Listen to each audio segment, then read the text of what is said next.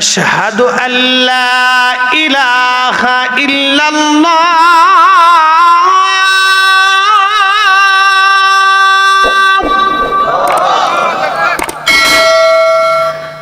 আশহাদু আন্না মুহাম্মাদার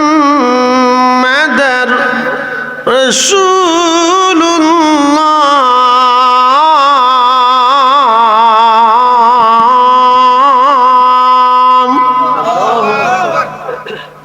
আল্লাহর পরে নবী। জোরে বলেন আল্লাহর পরে নবী। আমরা লিখছি, রাজামারার প্রিন্সিপাল সাহেব লাগছে, তাহলে দরবেশ সাহেব লাগছে, কে দিছে? পৃথিবীর কারো কলিজাতে সাহস নাই, উনি পাঠিয়েছেন, বলে দিয়েছেন এ মুয়াজ্জিনরা আমার পরেই আমার রসুলের নাম সাক্ষ্য উচ্চারিত হবে, একামত হবে, আজানে হবে। এখান থেকে আজকে একটা রহস্য শুনে যান, আমার দিকে তাকাবেন, যারা জ্ঞানে বিজ্ঞানে খুব পারদর্শী, খুব মনোযোগ দিবেন। ঢাকায় আজান হয় মাগরিবে, তার 5 মিনিট পরে আজান হয় ঠাকুরগাঁতে। কথা ঠিক আছে কিনা? ঢাকায় আজান হয় যে সময়, তার 5 মিনিট পরে হয় কোথায়? ঠাকুরগাঁ। তার 5 মিনিট পরে কলকাতাতে, তার 5 মিনিট পরে আরো পরে, তার 5 মিনিট পরে আরো পরে, তার 5 মিনিট পরে আরো পরে, তার 10 মিনিট পরে আরো পরে, তার 20 মিনিট পরে আরো পরে, তার আধা ঘন্টা পরে আরো পরে। সূর্য যত পশ্চিমে যায় তত মাগরিবের আজান চলে। ঢাকায় যে সময় আজান হয়, ঠাকুরগাঁয় সেই সময় আজান হয় না। ঠাকুরগাঁয় যখন আজান হয় তখন কলকাতায় আজান হয় না। কলকাতায় যখন আজান হয় তখন আবার পরের ধাপে যে প্রদেশে যে আজান চলে, তার অর্থ হলো মাগরিবের আজানটাই চলমান চলমান চলমান চলমান, ফজরেরটাও চলমান চলমান চলমান, আসরেরটাও চলমান চলমান চলমান, জোহরেরটাও চলমান চলমান চলমান। এর অর্থ হলো আল্লাহর নাম উচ্চারিত হবে, সাথে রসুলের নাম উচ্চারিত হবে, সারা পৃথিবীতেই চলতে থাকবে, সর্বসময়ের জন্য চলতে থাকবে, বন্ধ হবে না। কথা বলেন ঠিক না বেটে? আর আমার দেশের মৌলবী আইছেন রিসালাতের স্লোগান বন্ধ করার লেগে। শতান ওরে আল্লাহ দুনিয়াতে পাঠাইছে এর লেগে না, ও পতিতালয় বন্ধ করতে পারে না, ও রসুলের রিসালাতের স্লোগান বন্ধ করতে আইছে। হ্যাঁ, ও সুদের কারখানা বন্ধ করতে পারে না, মিলাদ শরীফ বন্ধ করতে আসছে। এরা আল্লাহ এই জন্যই পাঠাইছে দুনিয়াতে। ভাব দেখে বিরাট বড় বুজুর্গ, ধর্মের বিরাট উপকার করে ফেলছি।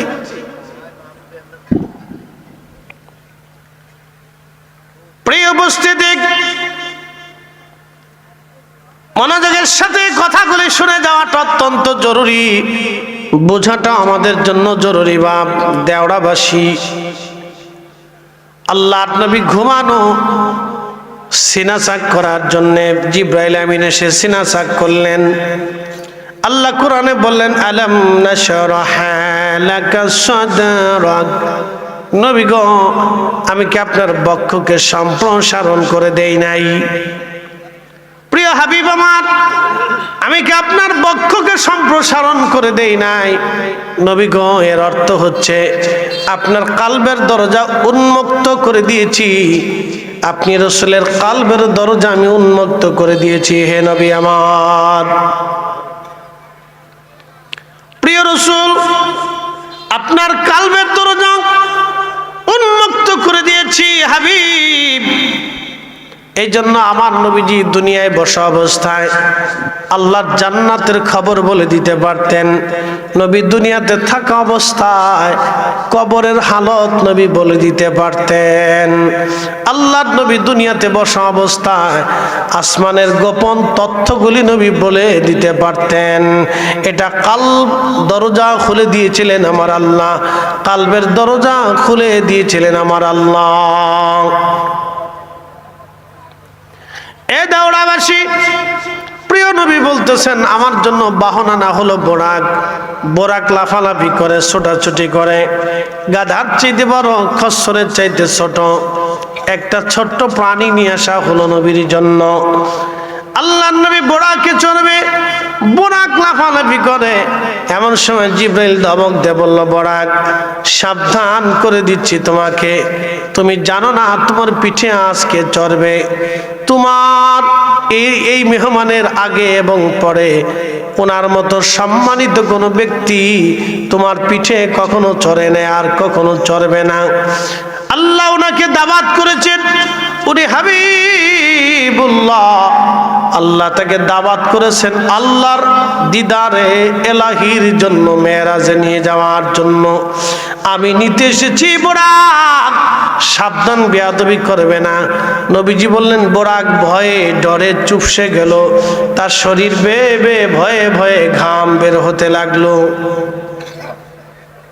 আমার দিকে তাকান, পৃথিবীর সব জ্ঞান বিজ্ঞান মেধা এক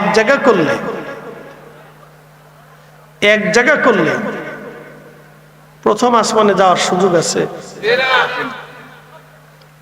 নবীকে আল্লাহ যেইভাবে নিছে সেইভাবে আর কাউকে আল্লাহ রিসিভ করবে না। মাথা কুটিয়ে জিন্দেগি বরবাদ করিয়ে সব শেষ করিও আর সম্ভব না। এর অর্থ কি? আল্লাহর পরে আল্লাহ যাকে মহা সুপ্রিম পাওয়ারের অধিকারী করছেন তিনি আমাদের নবী। ওই রসুলের শানে চুল পরিমাণ খেলাফ এহানাত যদি কেউ করে তাহলে তার ঈমান থাকে না, তার জিন্দেগির কোনো আমল কবুল হয় না, তার বুজুর্গি হয় না, তার জীবন বরবাদ হয়। সারা জীবনই তথ্য মনে রাখবেন।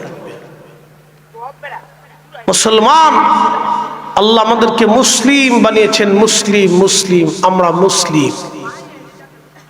আপনি যাকে দিয়ে মুসলমানিত্ব পেয়েছেন আপনি তাকে চিনেন নাই। আবু বকর কিন্তু আল্লাহ দেখে কালেমা পড়ে নাই, আবু বকর রাদিয়াল্লাহু আনহু নবী দেখে কালেমা পড়ছে। প্রত্যেকজন সাহাবী রসুল দেখে আল্লাহ চিনেছে, তারা আল্লাহ দেখে রসুল চিনে নাই। কারণ আল্লাহ কি জিনিস কোন সাহাবী জানতই না। হাসর, কবর, মিজান, ফুলসিরাত, ফেরেশতা, জিব্রাইল, আজরাইল, মিকাইল, ইসরাফিল, মিজান, ফুলসিরাত, জান্নাত, জাহান্নাম, পৃথিবীর কোন সাহাবী খবরও রাখতেন না। তারা নবী দেখে দেখেই ঈমান এনেছে। কথা কর না কেন, ঠিক কিনা? নবী দেখে দেখে কালেমা পড়েছে। এই জন্য যে রসুল বুঝে সে পাক্কা ইমানদার, যে নবী বুঝে না তার ইমানের 4 পয়সা মূল্য নাই।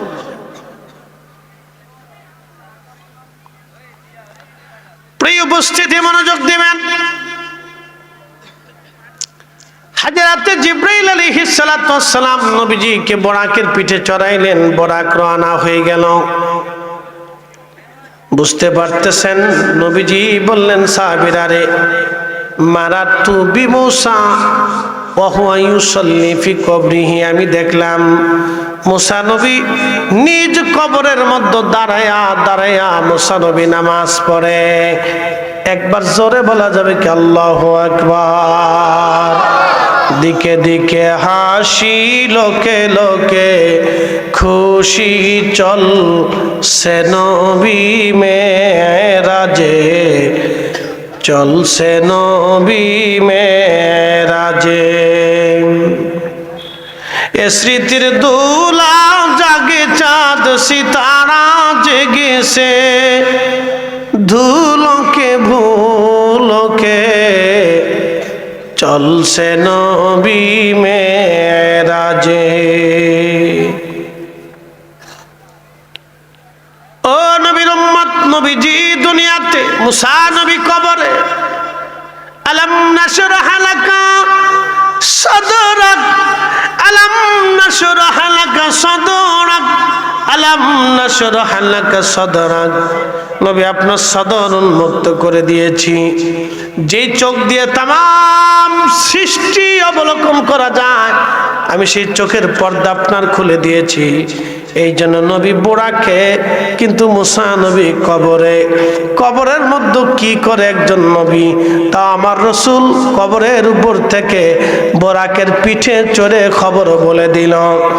যেই নবী দুনিয়ার জগতে দাঁড়াইয়া কবরের হালত বলে দিতে পারে, যেই নবী দুনিয়ার জগতে বোরাকের পিঠে বসিয়া কবরের হালত, মুসা নবীর কবরের খবর বলে দিতে পারে, সেই নবী রওজাতুল মুনাওয়ারা থেকে আজকের মাহফিলের খবর বলে দিতে পারে কি পারে না? আমরা বললে বেদাতি। কি কথা কর না কেন? আমরা বললে বেদাতি। ওই তো আমরা বেদাইতে হুজুর, আমরা হয়েছি বেদাইতে হুজুর। আমরা যখন হক বলি তখন বেদাতি, মাজার পূজারি, পীর পূজারি। আমরা মানব সমাজে আমরা বানাইছি বেদাতি। তা আপনি বলতে থাকেন, মেহেশর তো কায়েম হবেই। কি কথা কর না কেন? মেহেশর কায়েম হবে, মেহেশরে দাঁড়াইতে হবে। অবশ্যই রাসূল করিমের হামদের পতাকার মাধ্যম ছাড়া একটা উম্মত জান্নাতে যাওয়ার কোনো সুযোগ নেই, কোনো সুযোগ নেই। আল্লাহর নবীর সুপারিশের পতাকা ছাড়া কোন উম্মতের বেহেশত যাওয়ার কোনো সুযোগ নেই। রাসূলের দরজাতে হাসরের ময়দানে উম্মতকে দাঁড়াতেই হবে, দাঁড়াইতেই হবে, অবশ্যই দাঁড়াইতে হবে। সেই দিন তোমরা রাসূলের ইজ্জতকে ছোট করেও দাঁড়াবা, আর আমরা রাসূলের শানকে মানুষের সামনে প্রতিষ্ঠিত করে আমরাও দাঁড়াবো সেই দিন মেহশরের মাঠে। কে হক আর বাতিল সেই দিন হাসরের ময়দানে প্রমাণ হবে। কথা বলেন ঠিক না বেঠিক? সেই দিন প্রমাণ হবে কে হক আর বাতিল।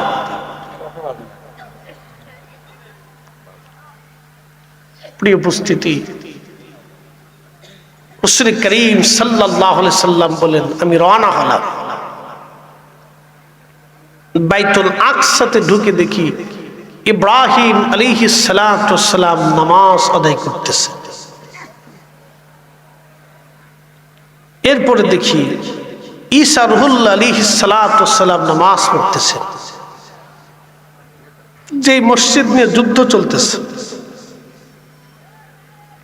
যে মসজিদ নিয়ে আজকে যুদ্ধ হচ্ছে, ওই মসজিদে নামাজ চলতেছে।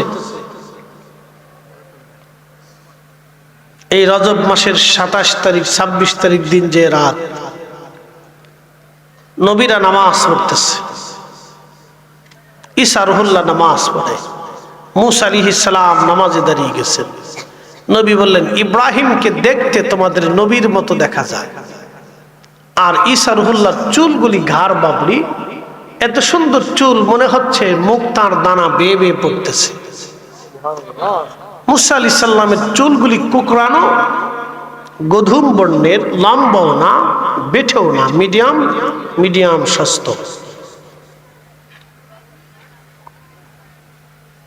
আমি দাঁড়িয়ে গেলাম, ইতিমধ্যে সব নবীরা উপস্থিত। একসাথে বলেন আল্লাহু আকবার। আরো জোরে বুঝাইতেছি, নবীরা উপস্থিত। বাস্তবে না অবাস্তবে? নবী কি স্বপ্নে না বাস্তবে? এই বুঝে যাবেন, নবী স্বপ্নে না বাস্তবে? সব নবীরা কি রুহে না বাস্তবে? আবার জোরে বলেন, জোরে বলেন। মেরাজ বুঝবেন তো রাসূল বুঝবেন।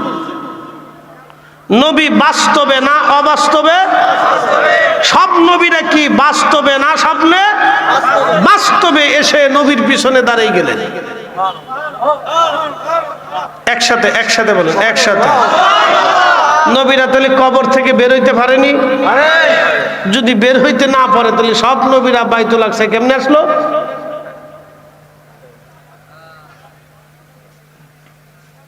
আমার দেশের বিরাট বড় আন্তর্জাতিক খ্যাতি সম্পন্নরা বলবে যে নবী কবরের ভিতরেই থাকে, নবী বের হইতে পারে না, নবীরে জেলখানার ভিতরে রাখছে।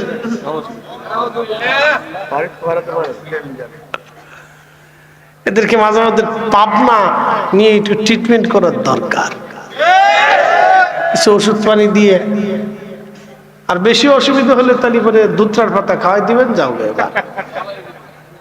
পুরা ভালো হয়ে যাবে। লুঙ্গির কাপড় খুলে মাথায় দিয়ে সারা কুমিল্লা বলে দৌড়াইবো খালি। আর কবে দেশের প্রধান উপদেষ্টা আমি ডক্টর ইউনূস।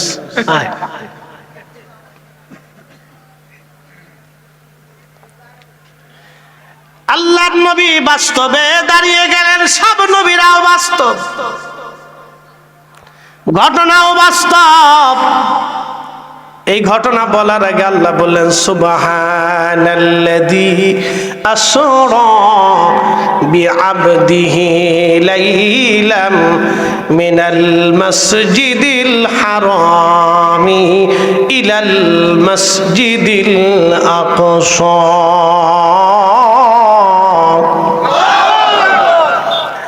শ্রেষ্ঠ নবী দিলাম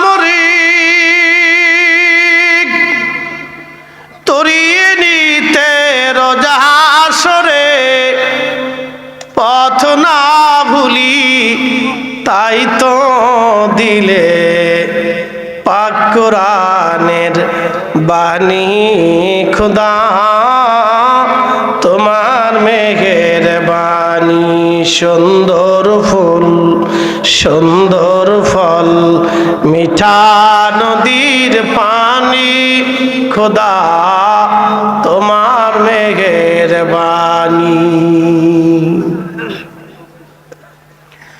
1,24,000 নবী বাইতুল আকসাতে দাঁড়ায় গেল। প্রিয় নবী বললেন মেহরাবে আমি দাঁড়ানো। একামত শুরু হয়ে গেল।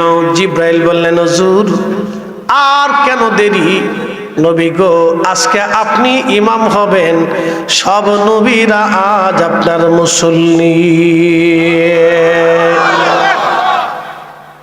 নবী বললেন আমি 2 রাকাত নামাজ পড়াইলাম।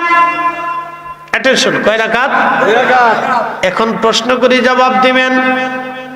নামাজ কি মেরাজে যাওয়ার আগে না পরে? না না, মেরাজ থেকে আসার পরে হলো নামাজ আসছে, কিন্তু নবী যাওয়ার সময় রাসূল 2 রাকাত পড়াইলেন। তার অর্থ হলো নবীজি নামাজ আসার আগেই নামাজ সম্পর্কে অবগত আছে। কি কথা বলেন না কেন? নামাজ আসার আগে নামাজ সম্পর্কে অবগত আছে এবং 2 রাকাত নামাজ পড়িয়েছেন। এখন কি মুসার শরীয়তে না নবীর শরীয়তে? আদম আলাইহিস সালামের শরীয়তে না আমার নবীর শরীয়তে? আমার নবীর শরীয়তে। আল্লাহ সব নবীদেরকে ইক্তেদা করাইয়া পরোক্ষভাবে আমার নবীর ইত্তেবা করাইয়া আল্লাহ ছাড়ছে। কি কথা কন না, কথা কন না কেন? এই জোরে বলেন ঠিক না বেঠে? রাসূল বুঝে কবরে যাবে। পরোক্ষভাবে আল্লাহ সব নবীদেরকে আমার নবীর ইত্তেবা করায় ছাড়ছে। ইত্তেবা করতে হবে রাসূল।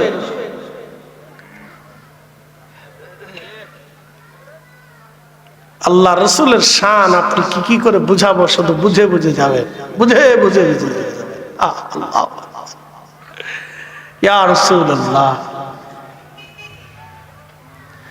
সব নবীদেরকে আমার নবীজি শরীয়তে নামাজ পড়াইয়া আমার রব আমার আল্লাহ সব নবীদেরকে আমার নবীর ইত্তেবা করাইছে বাস্তবে বাস্তবে।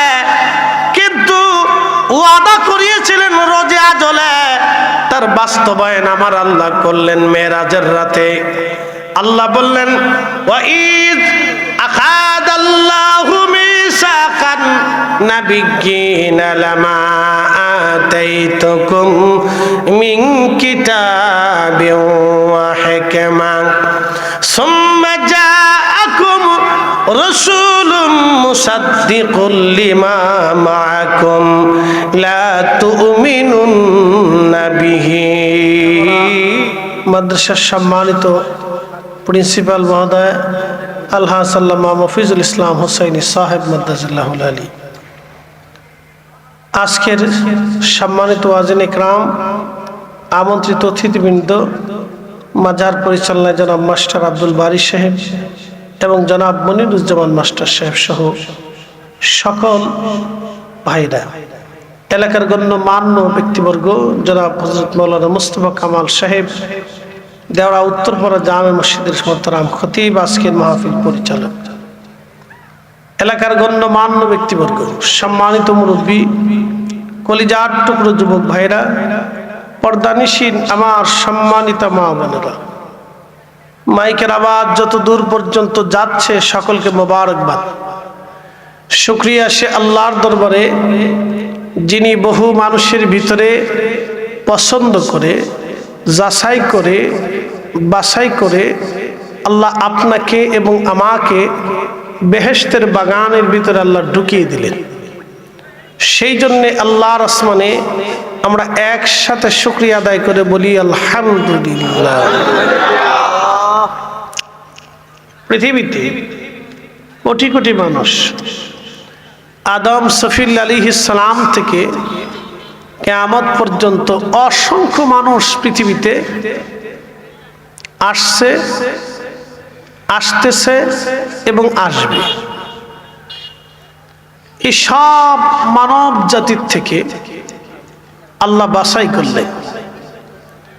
বাছাই করে আল্লাহ একটা গ্রুপকে করলেন ঈমানদার।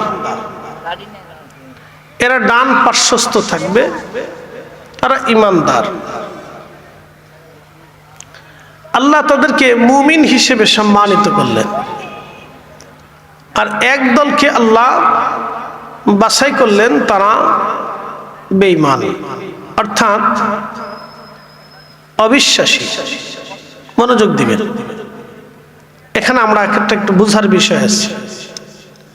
এরপরে আল্লাহ এদের ভিতর থেকে বাছাই করলেন নবীদেরকে। 1,24,000 নবী বাছাই করলেন। 1,24,000 নবী বাছাই করার পরে এখান থেকে আল্লাহ 313 জন রসুল বাছাই করলেন। 313 জন রসুল থেকে আল্লাহ 4 জন প্রসিদ্ধ রসুলকে বাছাই করলেন। 4 জনের উপর আল্লাহ আসমানি কিতাব নাজিল করলেন।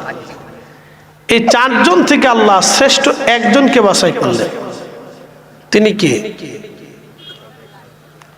আমাদের নবী। তাহলে বলেন তো, চিরুনির মতো চেলে চেলে চেলে চেলে চেলে চেলে বাছাই করে করে করে করে করে করে সব থেকে আল্লাহ একজনকে মনোনীত করলেন সর্বশ্রেষ্ঠ, তিনি আমাদের নবী। কথা বলেন ঠিক না বেঠে? কোন সন্দেহ? তাম সৃষ্টি থেকে চেলে চেলে আল্লাহ একজনকে বাছাই করলেন, অনলি 1%, তিনি আমাদের নবী। এবার আল্লাহ উম্মত বাছাই করলেন। কে আদমের উম্মত হবে, কে মূসার উম্মত হবে, কে দাউদের উম্মত হবে, কে ইউসুফের উম্মত হবে, কে ইয়াকুবের উম্মত হবে, কে ইসহাক আলাইহিস সালাতু ওয়াস সালাম আলাইহিমুস সালাম গণের উম্মত কে হবে। আল্লাহ কোটি কোটি মানুষ থেকে উম্মত বাছাই করলেন। মনোযোগ দিবেন, হাজার হাজার কোটি কোটি মানুষ থেকে আল্লাহ বাছাই করে করে আপনাকে এবং আমাকে আল্লাহ দয়া করে আখিরি নবীর উম্মত হিসেবে আল্লাহ বাছাই করলেন। আসতে হয়ে গেল না? যেমনি সুবহানাল্লাহ কইছেন, মনে হচ্ছে যে আপনারা একবারে এমনিতেই পেয়ে গেছেন। একসাথে বলেন আল্লাহু আকবার। দয়াকার, একসাথে বলেন দয়াকার। এই জন্য এই রসুলের পক্ষে থাকাটা এটা হলো নসিব। কি কথা কর না কেন? এই রসুলের পক্ষে থাকা কি নসিব। নসিব ছাড়া এই রসুলের ইজ্জতের পক্ষে কেউ থাকতে পারে না।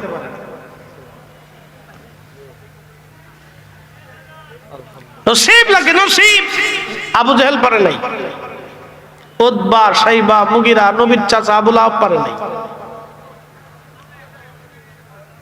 আল্লাহ রসুলের খেদমত করলেন, কোলে করে, কাঁধে করে, পিঠে করে মরুর পর মরু ঘুরে বেরোলেন। বুঝতে পারতেছেন?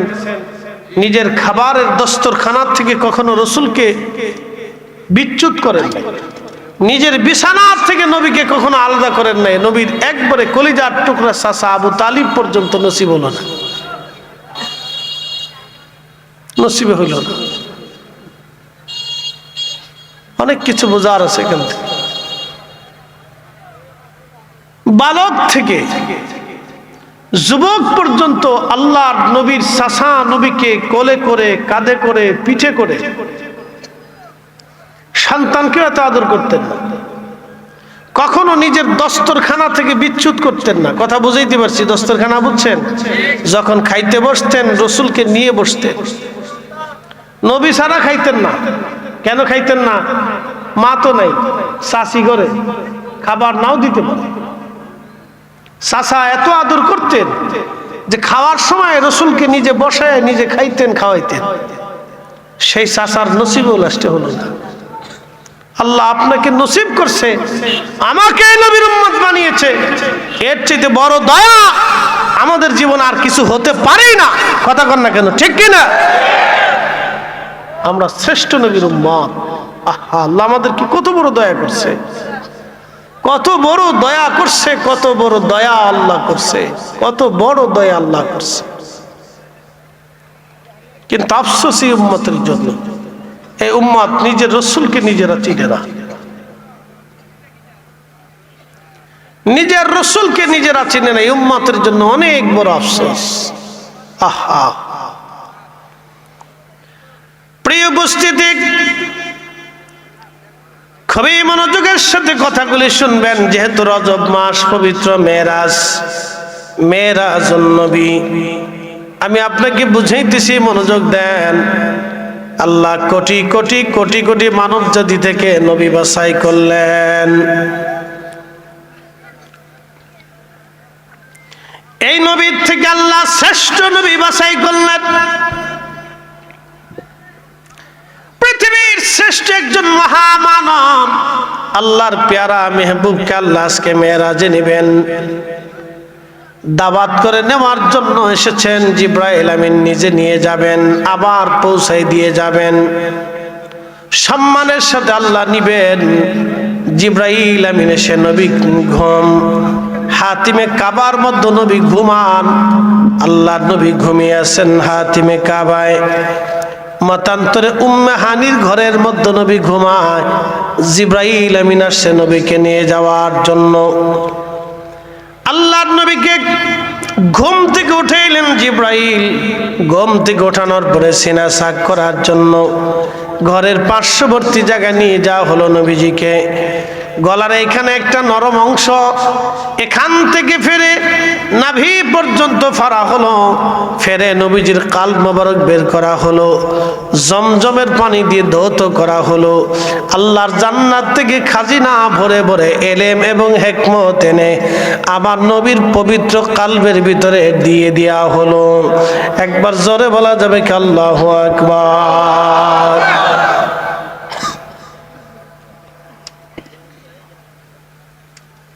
তো কাল্ব মোবারক আপনি একটু বুঝেন তো, ওপেন হার্ট সার্জারি। পৃথিবীর কোন রোগী জ্যান্ত থাকা অবস্থায়, জেগে থাকা অবস্থায় কখনো সার্জারি হয় না, তারে অবশ করে ঘুম পাড়িয়ে নেওয়া হয়, একবারে তাকে অচেতন করা হয়।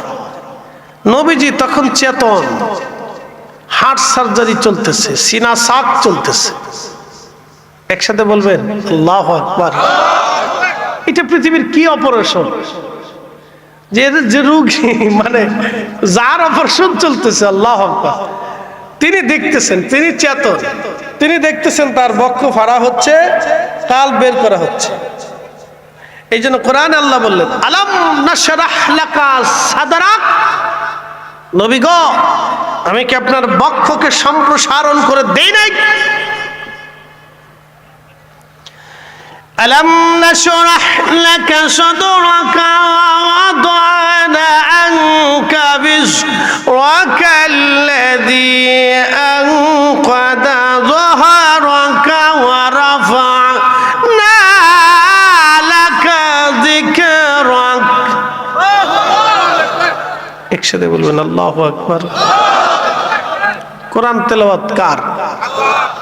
দুরূদ শরীফ কার? উল্টা পাল্টা কে ফেললে। কোরআনের কালাম কার? দুরূদ কার? কোরআন তেলাওয়াত যেখানে চলবে নবীর দুরূদও সেখানে চলবে।